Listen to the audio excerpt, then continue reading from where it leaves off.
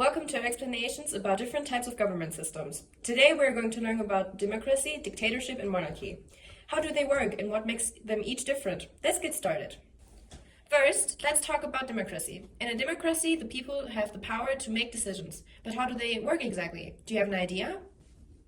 I think the watchers need some help. Well, it's when the people vote for their leaders in free elections. Exactly. And in a democracy, people can speak their minds and criticize the government without being afraid. Right.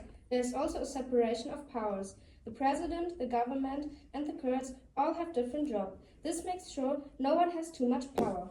Did you understand? In a democracy, everyone is equal before the law. People have the right to vote, speak freely, and make choices about their lives. Countries like USA, Germany, and India are great examples for democracies. Now let's look at dictatorship. This is very different from democracy. What is life like under a dictator? Do you have any ideas how it would be like? It would be tough. A dictator has total control. People can't vote, and all decisions are made by one person.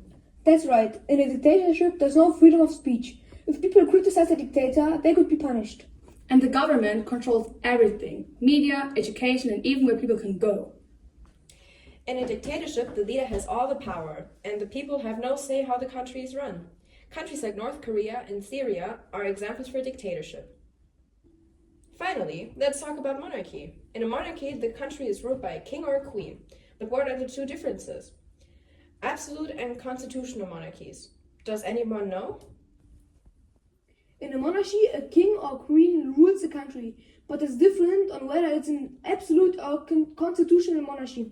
Exactly. In an absolute monarchy, the king or queen has all the power.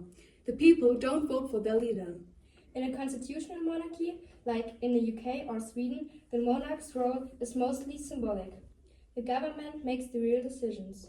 In a monarchy, the king or queen gets their position because of family, not by election. In absolute monarchies, the monarch controls everything.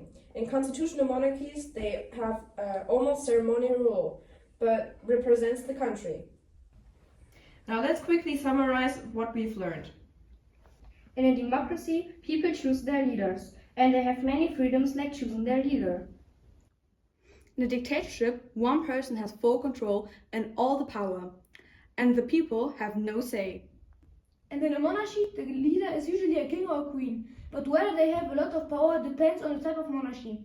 Either the king or queen have a lot of power, or they can be symbolic with the real power held by the government. Did you know any of these government types? Did you learn something new? Comment down below, and thanks for watching. See you next time.